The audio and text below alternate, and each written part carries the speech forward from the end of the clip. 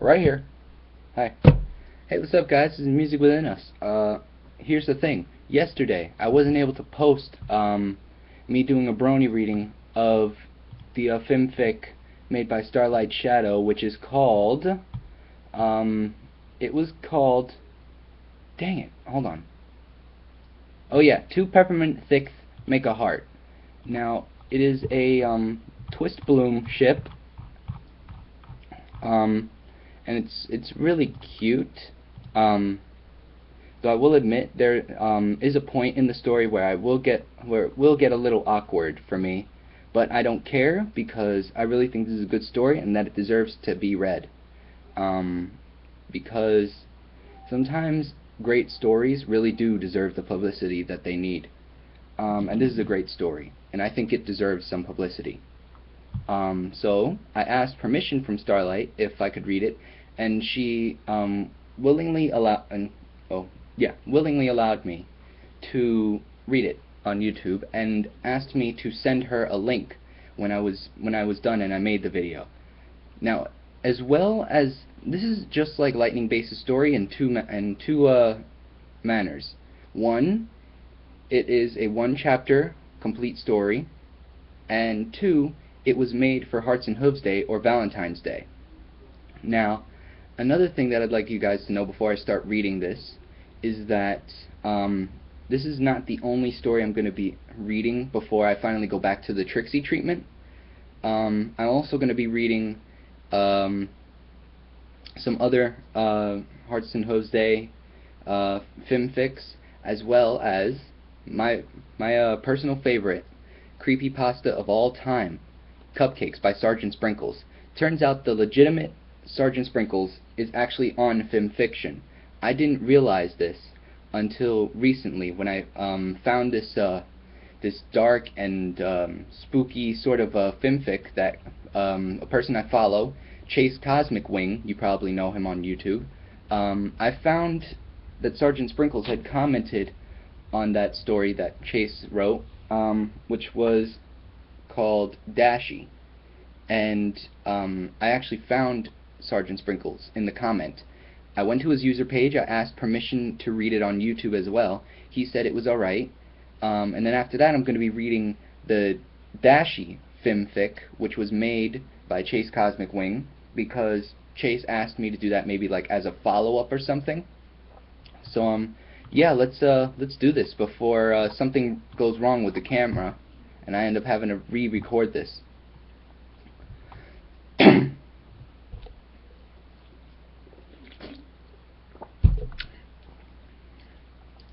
The bell above the door rang out like a bluebird as Apple Bloom walked in the sugar cube corner. She inhaled deeply as the scent of baked goods and some of Twist's candies filled her nose. Twist. Her heart ached at the thought of her once friend. Right on cue, Twist headed through the door, separating the kitchen and the actual corner, balancing a tray of peppermint sticks on her nose. The tray clattered to the ground as she caught sight of Apple Bloom, hot candies falling around her hose. She didn't seem to notice. Apple Bloom? I'm sorry, alright? It was stupid of me to ditch you as soon as you got your mark. Stupid to just abandon my only friend back then. Stupid, and I'm sorry, and I've come to apologize. She sucked in a breath and lowered her head, waiting for Twist's response. It's okay. Huh? She looked up to see the filly smiling. I said, it's okay. It would be stupid of me to hold a grudge when you didn't so much ditch me as we both pushed each other to the side. That happens, and it's okay. This is as good a time as any to make up, she grinned. It would be nice if you could help me make a fresh batch of peppermint sticks, though. Apple Bloom perked up. Okay. They both headed into the kitchen, which was bathed in shades of cream and yellow as the late afternoon light streamed in. Twist hopped up on a stool and got a few items out of the cupboard. She then poured varying amounts of each into a pan and swirled them around until it was distinctly red and white and smelled of mint. Just have to let that cook for a bit. Then we have to let it cool enough so we can mold it easy. Twist smiled at her handiwork. Apple Bloom just stared. How do you do that so easily? I make them a lot. It's fun, and I'm good at it. They're also a great gift. The last part she whispered, winking. Apple Bloom was just confused. Speaking of talents, what'd you get your mark for? Twist gestured to Apple Bloom's flank, on which resided a screwdriver and a pencil crossed akimbo. Oh, I got it for construction. Construction and repairs. I fix stuff up around the farm, and I make a few bits on the side repairing things for other ponies. That's pretty cool. You've always been good at that. Remember when you fixed my glasses? Yeah. They both fell silent as Twist worked. Apple Bloom couldn't help but notice the rather nice curves Twist had acquired by adolescence, and the way her curls fell around her shoulders almost like Sweetie Belle's. She blushed. Twist turned off the stove and blew on the mint tea mixture, fishing it out with a spoon.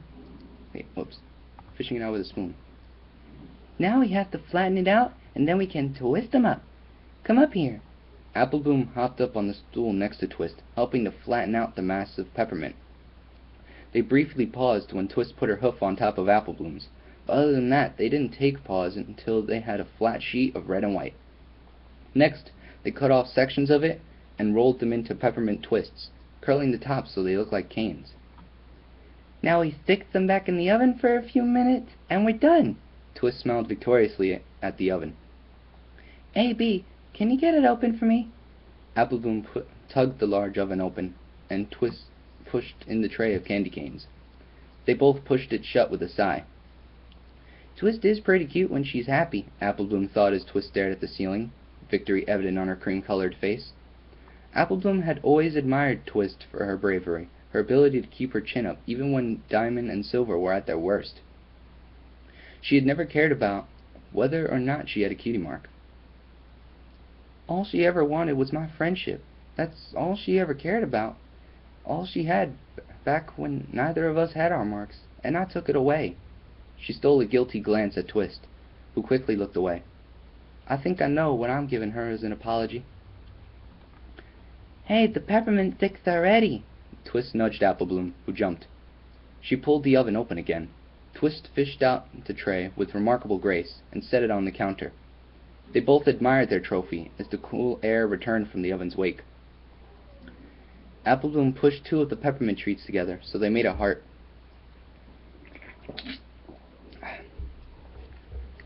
Sorry, says I need to do this so that I can keep reading without a dry throat. Alright, here we are. She shared a meaningful glance with Twist. My cutie mark, the cream filly murmured softly. Apple Bloom? What is it? I've always kinda liked you. You're so determined, such a natural leader. You're the kind of filly who could be one of the popular girls, but never bothered because you didn't care. I've always crushed on you for that. She giggled. Both fillies' cheeks turned a rosy hue. For a few seconds, they could be just friends. Then Twist knocked them both off the stool. Apple Bloom landed on top of Twist, who had landed right side up. Rosy hues became burning red. I'm sorry, I'm so sorry. It was an accident. A yellow hoof silenced Twist. Twist, my sister can lie better than you. Apple Bloom laughed, slowly inching closer, her breath light and hot on Twist's face. I can explain. Twist trailed off as she noticed what Apple Bloom meant to do. But you want me now. Their lips met. Twist's lips tasted like mint, which wasn't really a surprise. I kinda wonder what my lips taste like. Being the southern lady she was, Apple Bloom waited for an invite before poking her tongue into Twist's mouth, teasing first, then tasting, swapping spit. Twist tentatively returned the favor, and Apple Bloom could tell she'd never kissed before. A few minutes of this, and they both resurfaced, tugging in a breath. That was interesting. Twist smiled at Apple Bloom, who wore the grin of a scheming cat. I'd be a fool to not give this a chance, Twist. Apple Bloom pulled her into another quick kiss. Now how about some of these peppermint sticks? With pleasure. They both climbed back up on the stool. To some pony looking in, it was two friends enjoying treats they made together.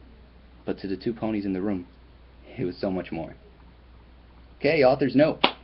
Then, my thoughts on the story. Okay, the author's note says, a short Hearts and Hooves travel.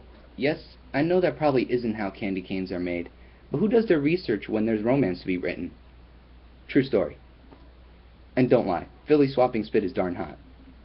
Now, that last part in the author's note reminds me, there was a person who commented, whose username is Flutterpony, and this person wrote, very cute, and Philly's kissing is hot, then used a heart emoticon from